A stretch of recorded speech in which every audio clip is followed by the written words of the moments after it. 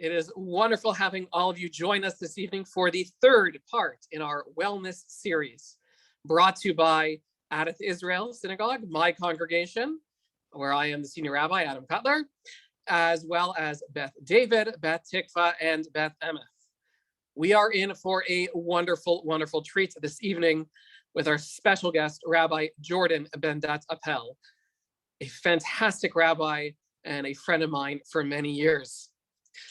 Rabbi Bendat-Appell is currently director of Camp Ramah in Canada, a job I once thought I'd want for myself. Prior to that, he was in the faculty at the Institute for Jewish Spirituality, where he directed the program for Jewish mindfulness and meditation teacher training, in which he taught meditation, particularly to cantors and to rabbis. Rabbi Appell is a graduate, or received smicha from the Reconstructionist Rabbinical College.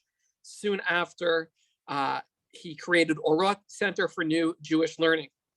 He served at a pulpit for a short period of time and then saw the light and decided, that's not the way I want to be a rabbi.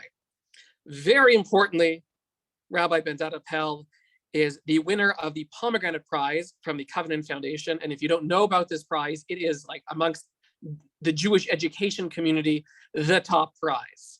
So Rabbi Bendat-Appell is really well renowned and well respected amongst his peers for education, and particularly for this kind of education.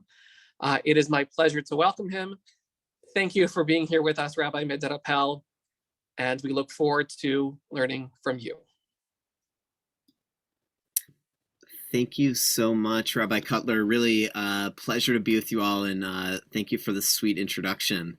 It's really a pleasure to be with you, and really fun to see the crew who's with us tonight, including some family members, which is so fun, and new people and folks who I've known for years.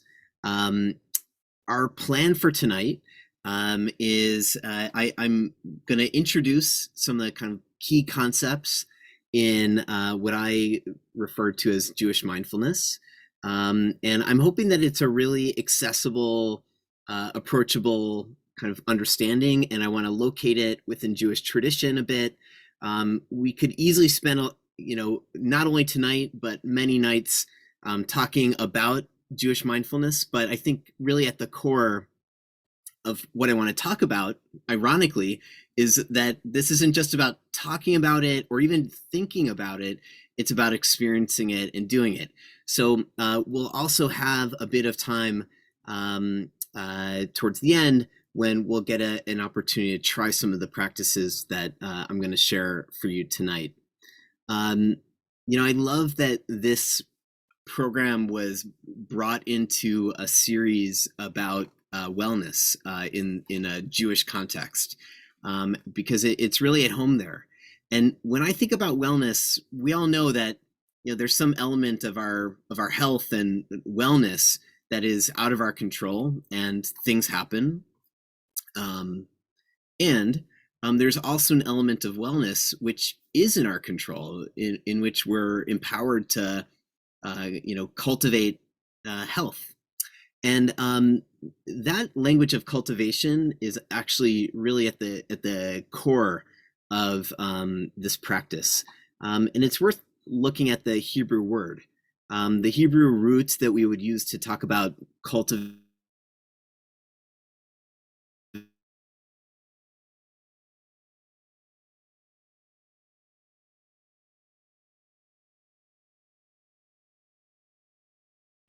and that word avodah in Hebrew can mean a number of different things.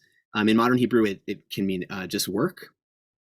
It also means, in a kind of religious context, it can mean spiritual practice or religious practice.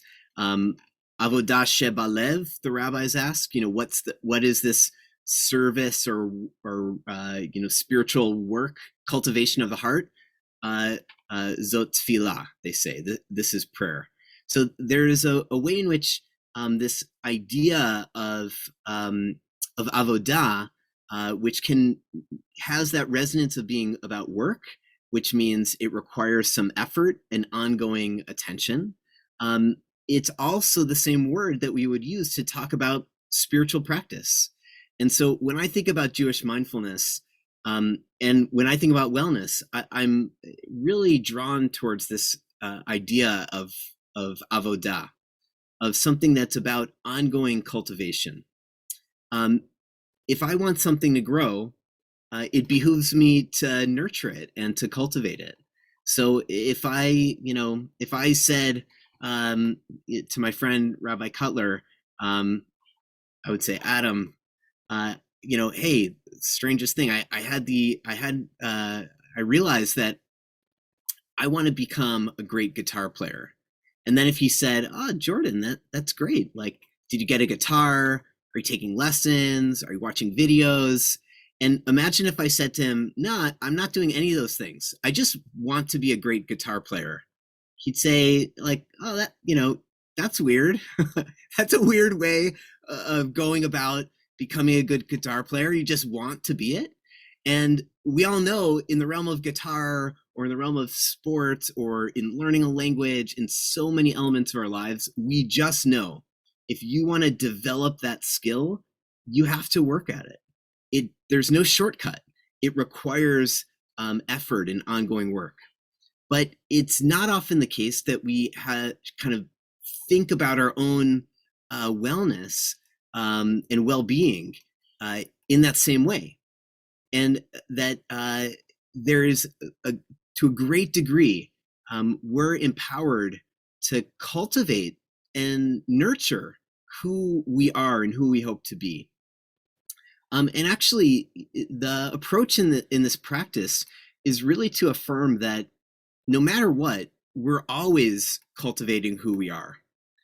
If we spend every day angry about a situation, and we may have every reason in the world to be angry about this situation, but if we spend every day angry about that, we couldn't help but be cultivating a heart with anger in it.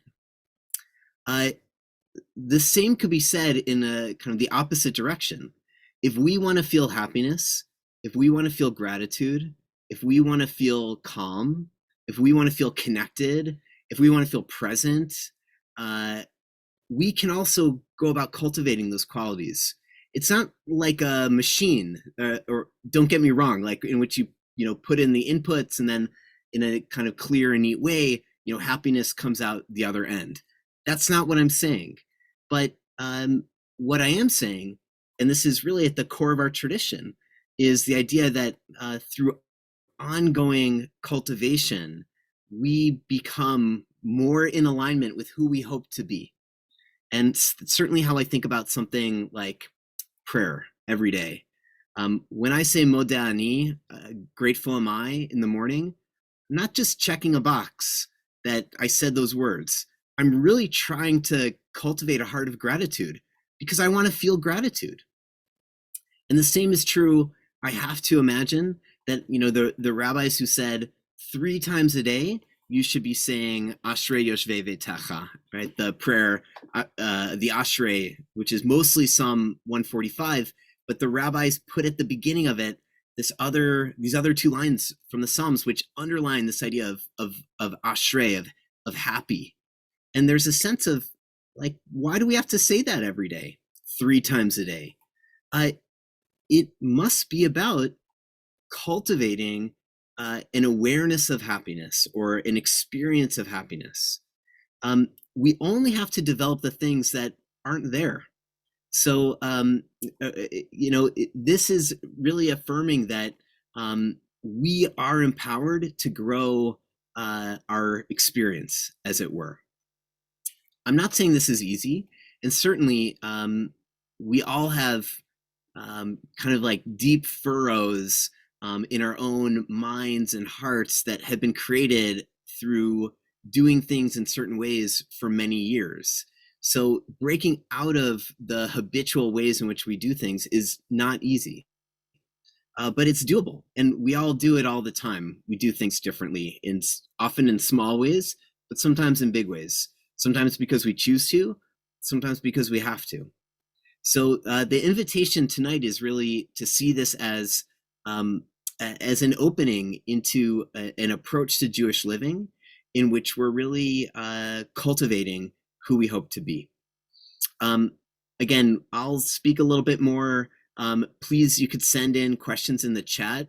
We're going to do a Q&A at the end and have a chance to respond to the questions. I probably won't see your question in the chat until the end. Otherwise, if I look at them, I will get way too distracted.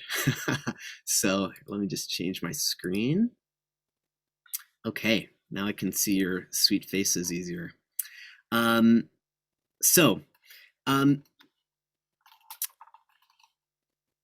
What do we focus on when we look at our lives?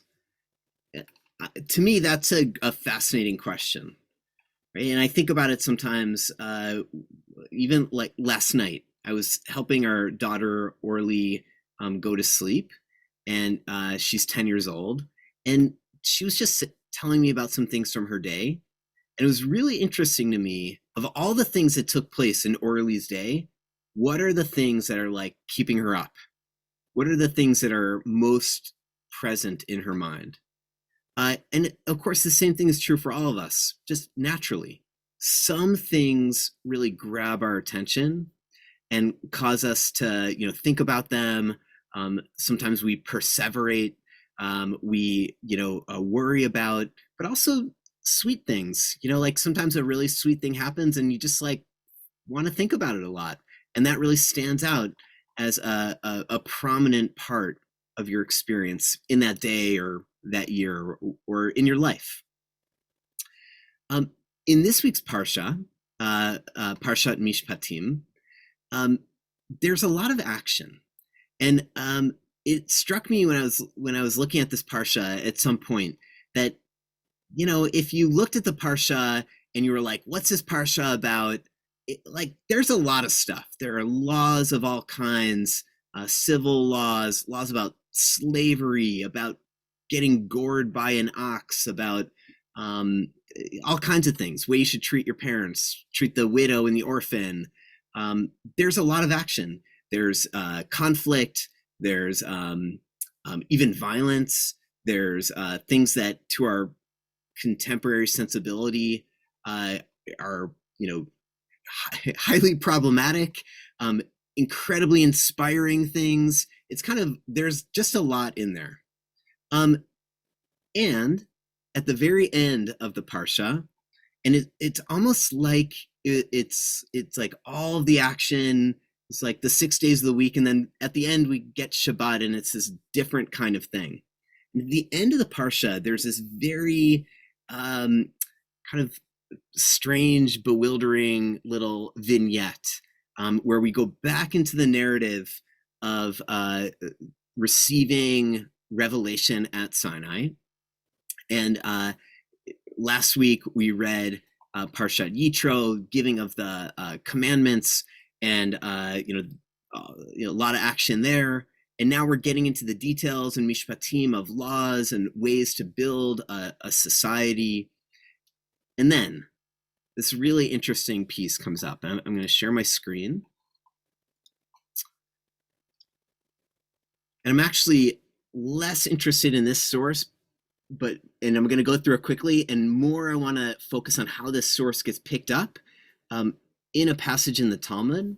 And also just to say parenthetically, what I'm doing here is I want to show how a Jewish mindfulness sensibility can really be seen kind of in the heart and soul of our Jewish sources. I could go to, a Hasidic source, a Kabbalistic source. I love that stuff. But I really wanted to raise up how in this week's Parsha and in the language of the Talmud, we find sources that really speak to this kind of approach. So end parentheses and back to it. So here we are in the Parsha, and we have this story.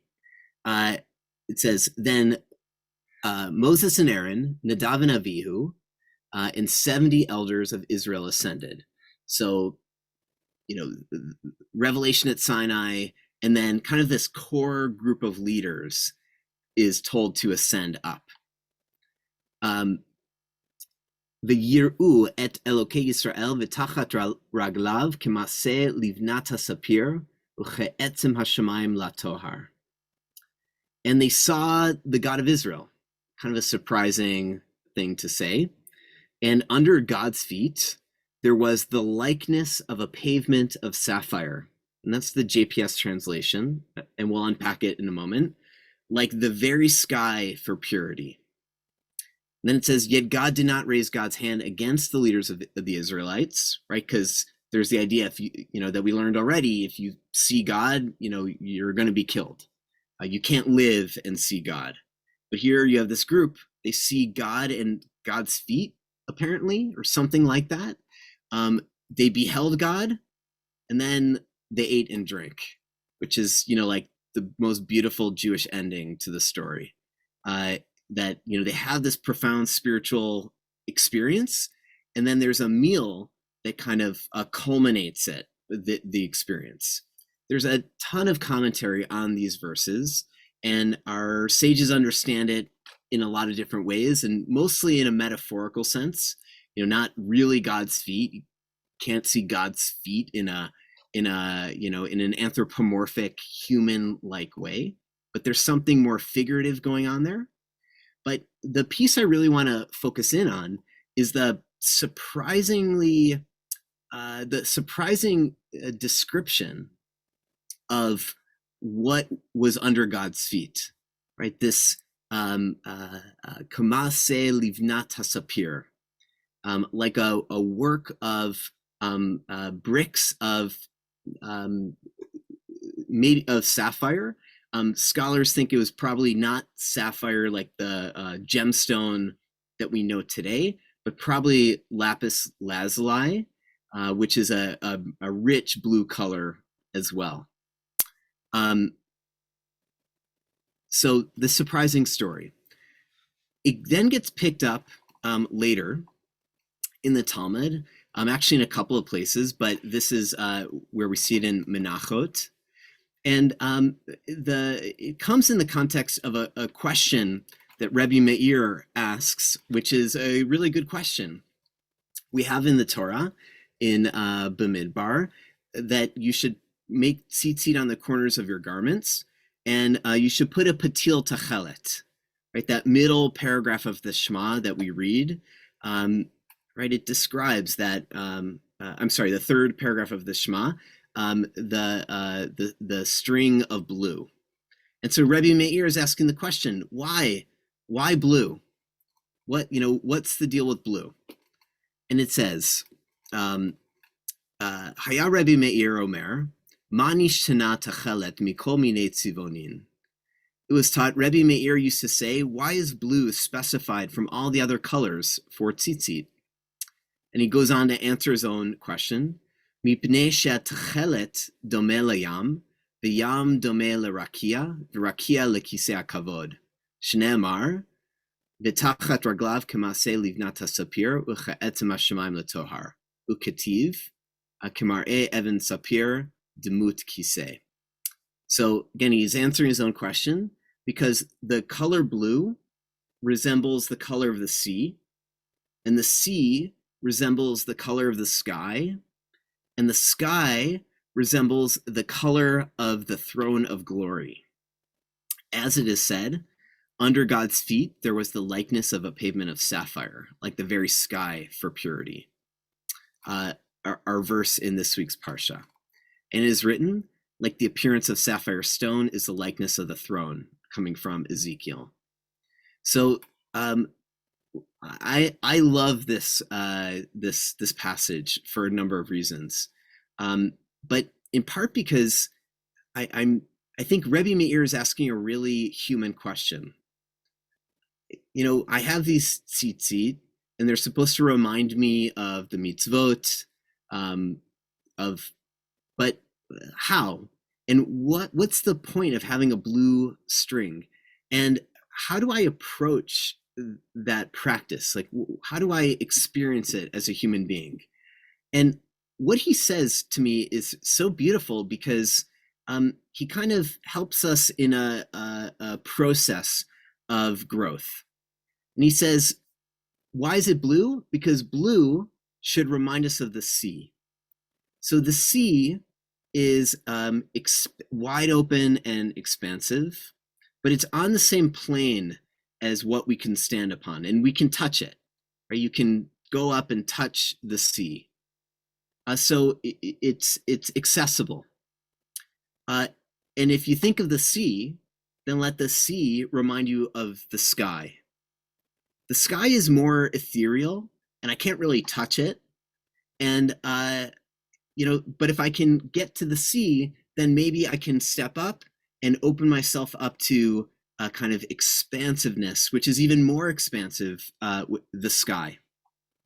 And if I can touch that figuratively, then that can point me even beyond L'Kisei HaKavod, to the throne of glory. And again, the rabbis are imagining, building on this story that we have in this week's Parsha and the verse from Ezekiel, that the divine throne is like the color of a bright blue open sky. And so, but if we just started there, like, we couldn't get there. If we said, look at the tzitzit and it should remind you of the throne of glory, like, that's hard to access. But what Rebbe Meir is saying, you know what it's like to stand in a wide open place and look at the sea and look at the sky. Just extend a little bit further, and that's where you're headed. And just like there's a Zen teaching that you should use the North Star to help you go north, but don't be a fool and think that you can arrive at the North Star. And in a similar way, he's kind of saying that's the direction you should head in. It's not that you're going to arrive at the throne of glory, but you're inclining yourself in that direction. So when I look at this parsha as a whole, and I apologize to my wife for, I don't know if this would embarrass her, but she and I were talking about this, and she said, what are you going to teach? And I was telling her about this passage, and she says, like, I know that's in there, but I never pay attention to it. Like, I haven't really looked at that story. I don't really know much about it. And I think that's makes a lot of sense. And it's kind of like what happens when we look at our lives. There are all kinds of things that could grab my attention. And I can focus on any of them. And I'm not saying that's necessarily a problem, but there's also something to be said for actively cultivating an awareness of certain parts of our experience. And what I love is when we look at the whole parsha of Mishpatim, we have this whole spectrum of what we could pay attention to. And the invitation that I'd like to make tonight is, let's focus on that part of the wide open blue sky. And by that I mean, we'll go into a Jewish mindfulness practice using this in a moment. Just briefly, we'll start with 5 minutes.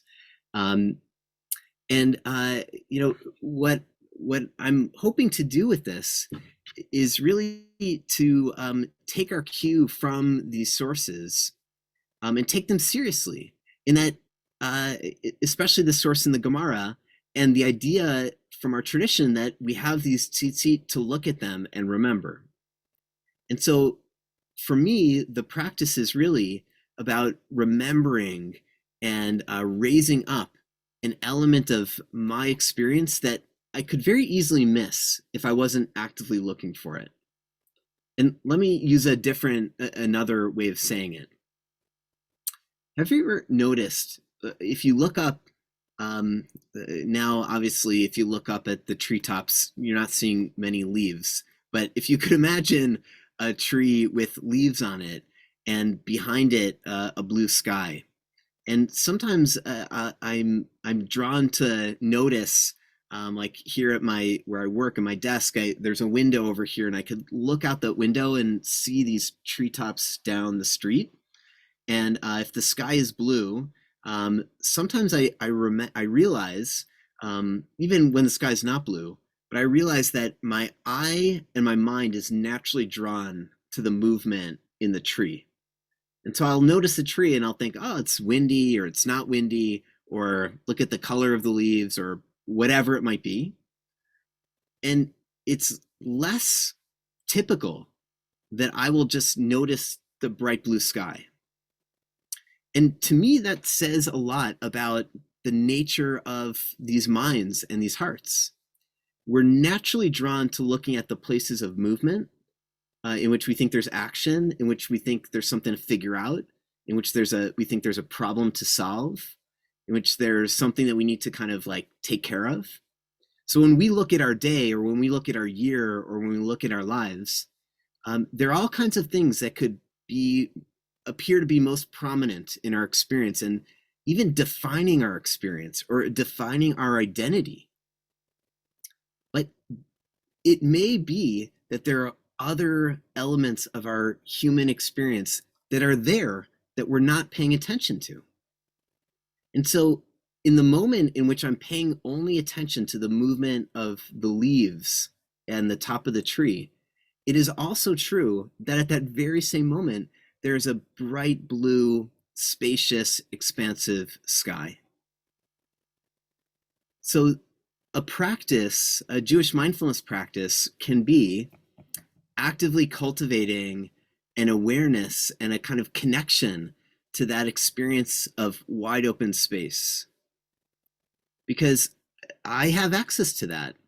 And it's healthy and really wonderful to stay connected to that.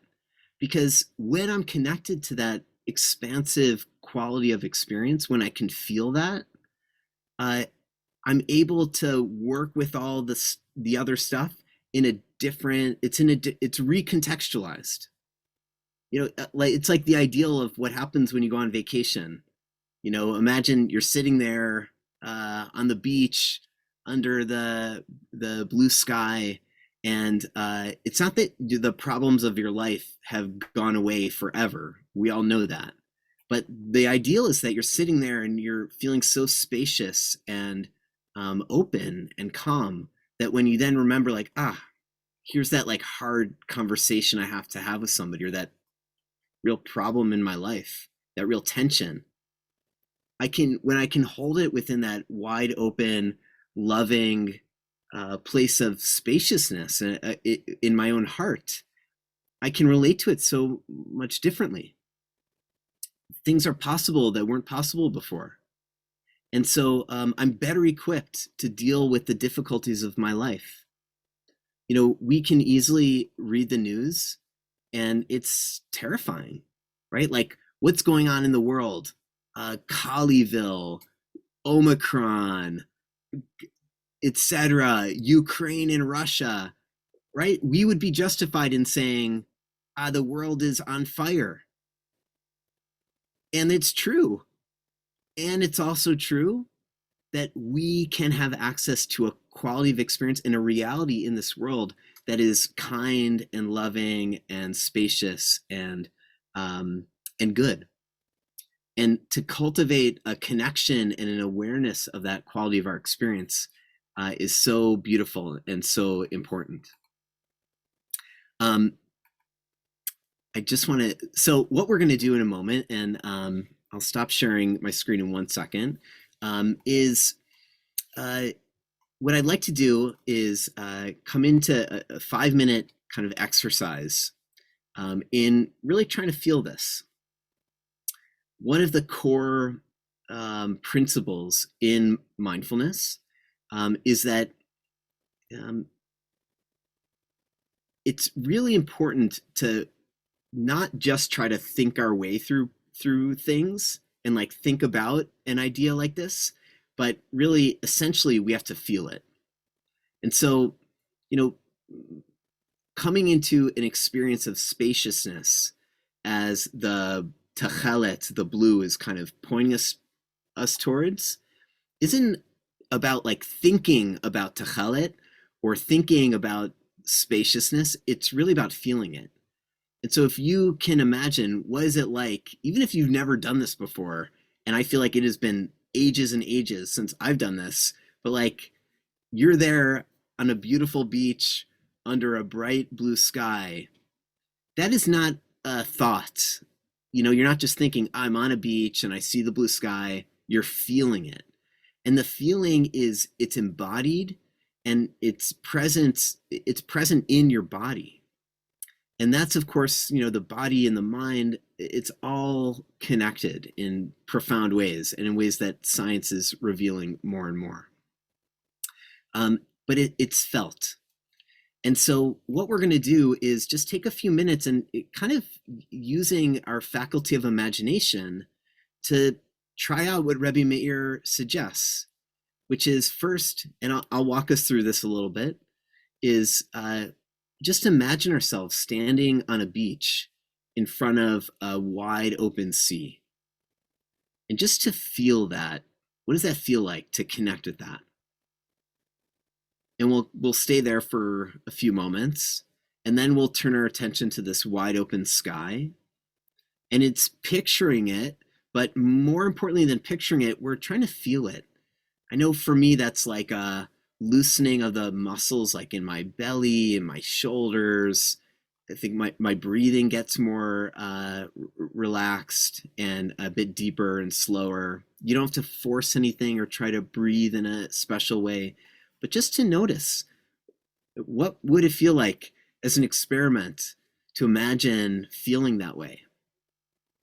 And we're doing it for the sake of cultivating that connection to that quality of our experience, again, so that then when we come back into the rest of our lives, we're actually better equipped to deal with all of the stuff that we need to deal with. So we'll do a bit of a practice, and then we'll stop. I'm going to ring a bell just to start and stop those periods, and then we'll have a chance. I'll see how the time is. But either we'll do another period like that, or we'll go into some questions, and then we'll see. Maybe we'll do that. We'll look at some questions, and then if we have time at the end, we'll do another short period of practice. Okay, you're all muted, so I was going to say like any questions, but maybe hard for you to ask. But why don't we'll just go in. Oh, and I also, before we do that, I just want to share this because I think it's cool. There's a French artist named Yves Klein. Sounds like he could be Jewish, wasn't Jewish. Did most of his work in the 1950s and 60s, passed away, I think, in the early 80s. He got into a phase of his artwork which was obsessed and really just focused on this color blue, this techelet. And he would create these works and like even paint rooms in this color blue. And what he wrote about this was it was like as if he was channeling Rebbe Meir. The idea was that the blue stimulated something within us that evoked the sense of spaciousness. And it's something that also there's been some really interesting research in the neuroscience of how different colors stimulate different kind of emotional states in people.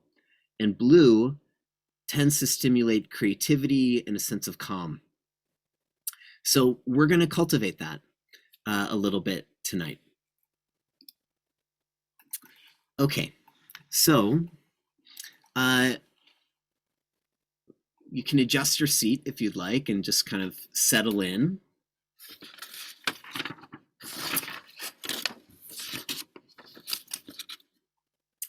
You're welcome to close your eyes if you'd like. Keep them open if that's more comfortable.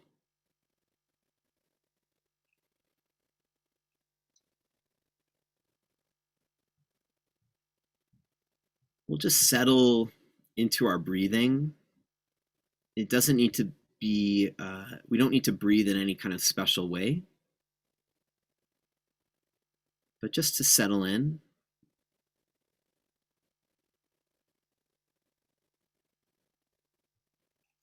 And in a moment, I'm going to ring a bell, and just you can listen for the sound of the bell. I don't know how it'll come out through the internet, but just let the sound of the bell help you settle into a bit of a different space, a different kind of quality of engaging in your experience.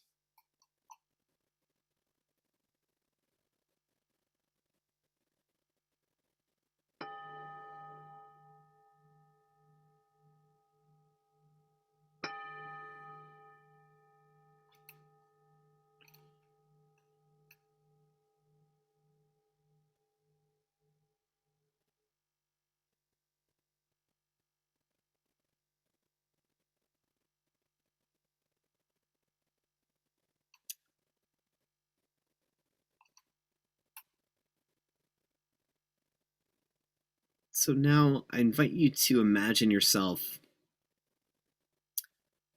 being standing on a beach and looking out at the wide open sea in front of you.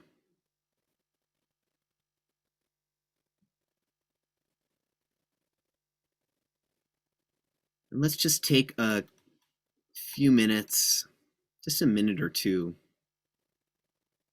just to feel what that might feel like in our bodies, to feel relaxed.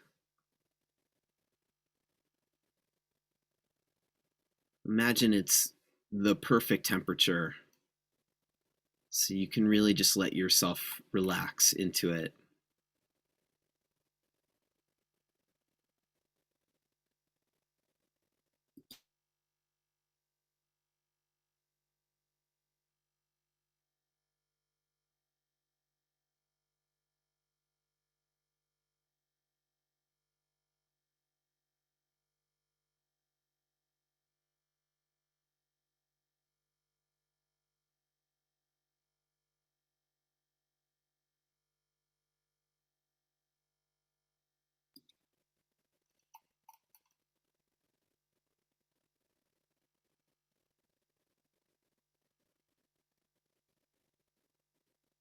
You can imagine yourself just gazing out at that wide open expanse and feeling that rich blue of the sea.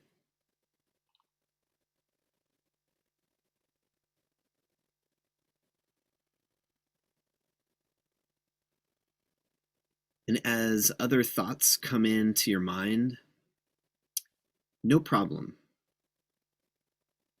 It's just a natural functioning of the mind. But when you notice that you're now thinking about something else,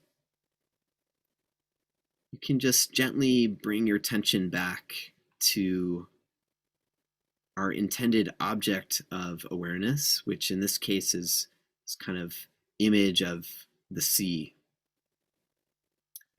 And that teshuvah, that returning over and over again, that's the essential process of mindfulness.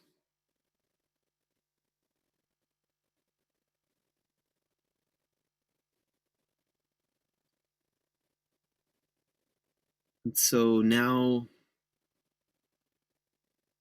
you can take another breath or two, imagining that wide open blue sea.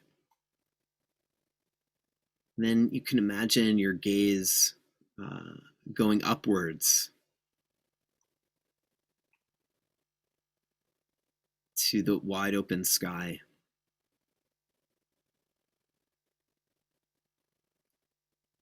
Harakia.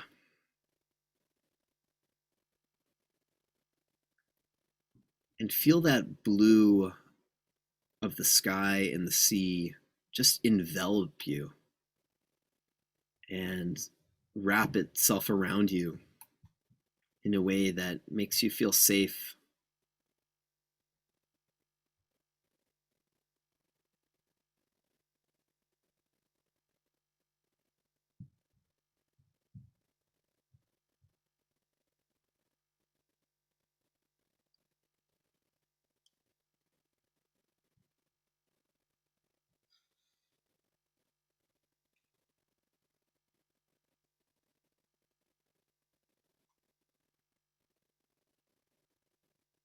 And if it's comfortable for you, you could even let a gentle smile appear on your face.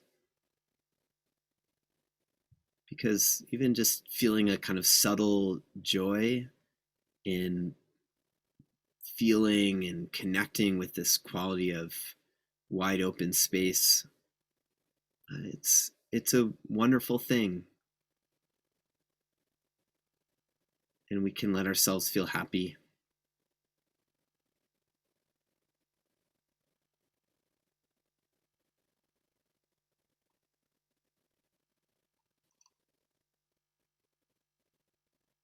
We'll just take another minute. See if you can feel it even more in your body. And I'll be quiet and just feel it. Open yourself to that wide blue open space.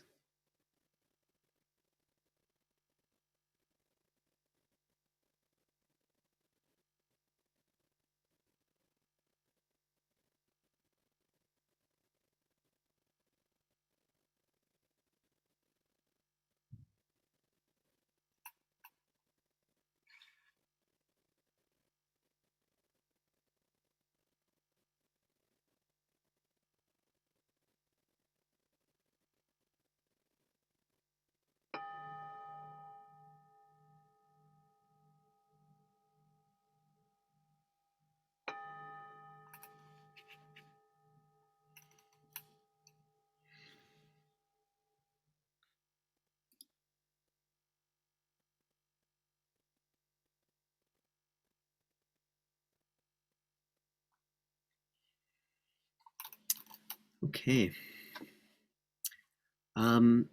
So feel free to put any questions in the chat. I hope that was enjoyable. I'm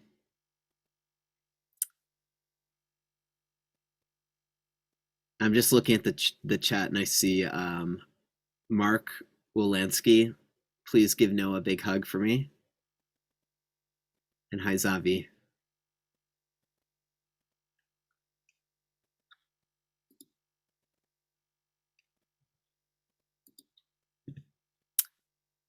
So one practice, maybe I'll just say while see if any questions come in.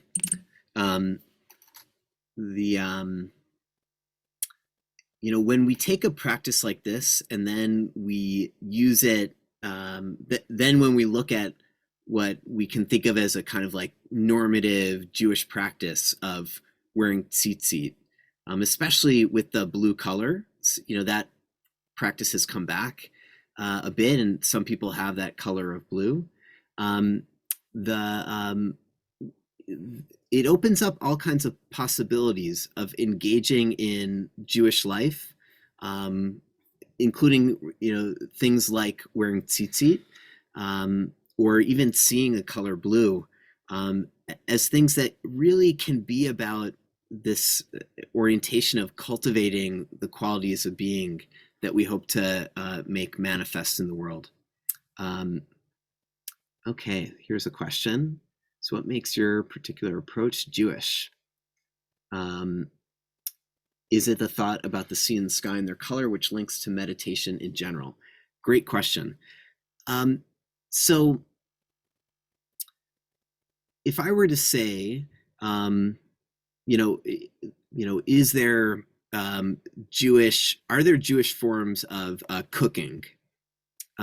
You'd say, yeah, like there are different Jewish forms of cooking and traditions and cultures around cooking. We could talk about it and learn about it and see the history of it, kashrut and other things. And then we could affirm together that, there's nothing Jewish about eating per se. Eating is a human faculty or function. It's actually something, all life is consuming. And but there are Jewish ways of eating. And so there are Jewish ways of understanding and framing and bringing meaning and holiness and ethics into this human faculty of eating. And so mindfulness is not a Jewish thing or a Buddhist thing or a Christian thing. It's really a human thing. And it's a function of having a mind and a heart and a body. And it's an approach to working with one's lived experience that is given expression in a number of different traditions. And for sure in Buddhism, there was a real emphasis on what we think of as mindfulness now, or what we call mindfulness. There's a lot to say about that. But the thumbnail sketch is that there have been and there are sources within Jewish tradition, including ones really at the heart of our tradition, like some that we looked at tonight, that really speak to a kind of mindfulness orientation. And so for me, when I'm really reading any Jewish text, the ways in which these sources speak to really a Jewish mindfulness are abundant. And even more, there's a lot to say about what are kind of, just like there are things that we could say about cooking that, like that it's useful to say that there are, this is a Jewish way of thinking about cooking and a Jewish way of relating to eating. There are also Jewish sensibilities that when we bring them into a mindfulness practice, really inform how we do mindfulness. For example, like Buddhism primarily developed in a monastic setting. And so there were certain assumptions about the way in which somebody does mindfulness and brings it into the world. From a Jewish perspective, it's very clear that our spiritual life, the place where everybody is involved, and you're encouraged to be part of a family and a community, and it's much more worldly. So Jewish spiritual life in general is really worldly. And so when we apply that onto a mindfulness practice, it informs how we do mindfulness. Our ethical systems, our culture, our sources, our wisdom traditions, all these things come to inform how we experience mindfulness and practice mindfulness and give it a Jewish quality. Okay. Are you clearing your thoughts as well? Sorry, another question. Are you clearing your thoughts as well, or just maintaining your focus while letting your thoughts wander? Sight and senses versus focal point. Great question. There are different mindfulness approaches that actually play with these two different things. All mindfulness has some requires some measure of concentration. Concentration is about paying attention to something on purpose. And we can practice in a way that really dials up that concentration and helps us strengthen our concentration muscles, as it were. And some practices are much more like what we did tonight. They're much more about coming into a place in which we're cultivating a kind of open awareness, in which it's like resting in wide open sky and then noticing when things arise. So they're really different kinds of practices that have different effects, but each one involves some measure of concentration and also open awareness.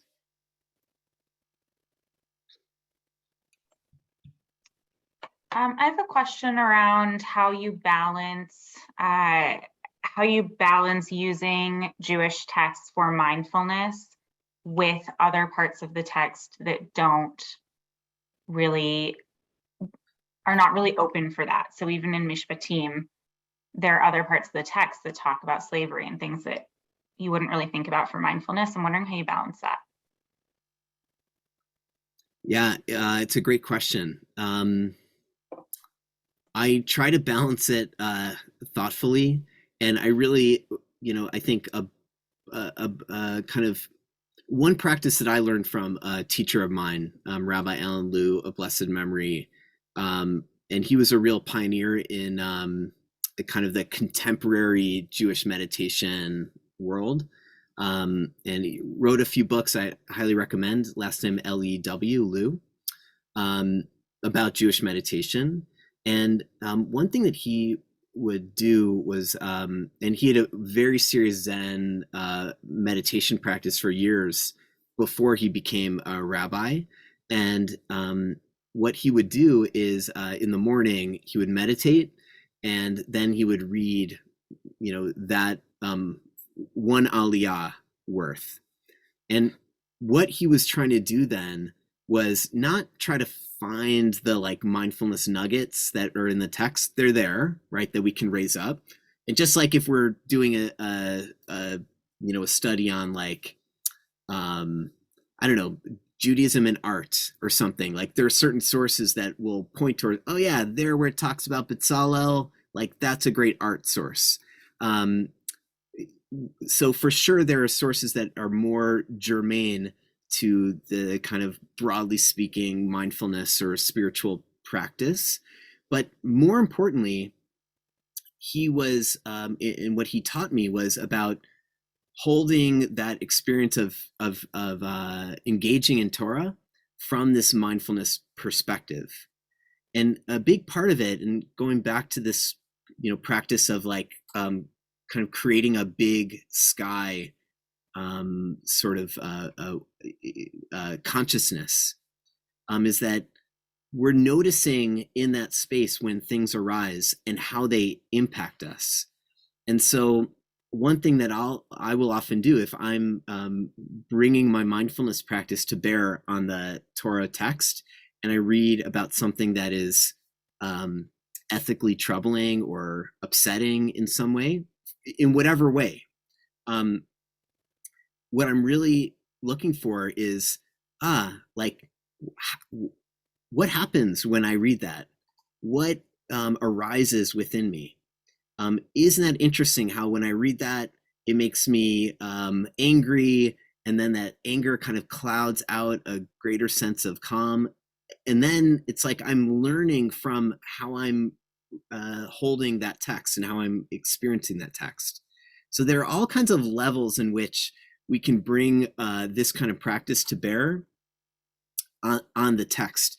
And Jews have always done that kind of thing. Like we're always, relating to the sources in different ways. And that's part of the beauty and richness of it. And so, yeah. And so if I could kind of boil it down for me, the two key kind of guiding lights for me in thinking about the Jewish mindfulness orientation that I'm hoping to bring, it's really held by the qualities of chesed and emet. And they appear together in the biblical sources in many places. And I think they really capture what we're doing in mindfulness. So, and you need both. And so chesed, which is often translated as loving kindness, biblically, it's connected with brit often, of covenant. And so it's a quality of love that is like covenantal, meaning it's committed, it's dedicated. It's not like an emotional, a purely emotional love, like having a crush. It kind of comes, but it's not really deep. Chesed is a committed warmth that we bring towards our experience, towards other people, towards ourselves, towards the world. And the second quality is emet, which is translated, as truth. But here I want to read it really as like honest looking, honest seeing. And it's a commitment to looking honestly and directly at our experience that is the kind of the necessary twin to that orientation of chesed. And I'll get back to your question, Cora, in a second and how it applies. But to me, that's really, when I boil it all down, those are the qualities that I'm trying to cultivate. Trying to be in my life in a way that's has both chesed and emet, and we need both, right? If I'm too much on the loving side, then I may find myself sort of not asking important hard questions. I may be too permissive in certain ways. It's our tradition teaches our world depends upon having the appropriate balance of things, and this is one of those ways. If I'm only on the emet side, then very quickly, if I'm only looking at something from the perspective of like what's true, it becomes harsh very quickly and very judgmental. And so we need this balance of chesed and emet. And mindfulness is in many ways bringing those qualities together. We're inclining ourselves warmly towards our experience and lovingly towards our experience as like a committed, loving parent would. I'm there for you, no matter what. It's not about if I feel like being there for you. I'm there for you.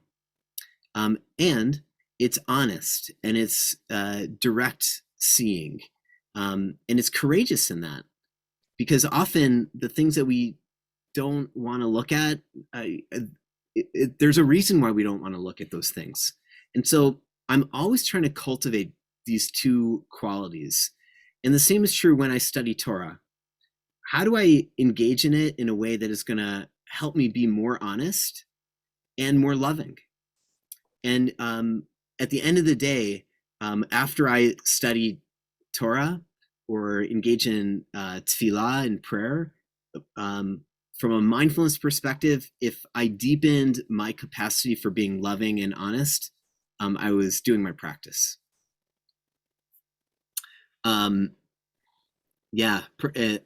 Orly asked a question, perhaps sometimes we also need gvura. Absolutely. Gvura being that quality of boundedness and boundaries, absolutely. And interestingly, that's, if we had more time, I could get into that some more, but absolutely, that's a key part of this. It's all about bringing these different qualities into the right balance. Okay.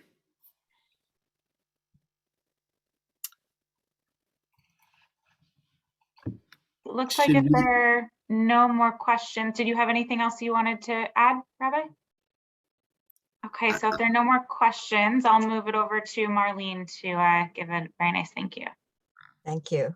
My name is Marlene White, and on behalf of Beth Emma, Adeth Israel, Beth David, and Beth Tikva synagogues, and all our guests attending this evening, I would like to thank Rabbi Bendat-Appell for an insightful and informative presentation.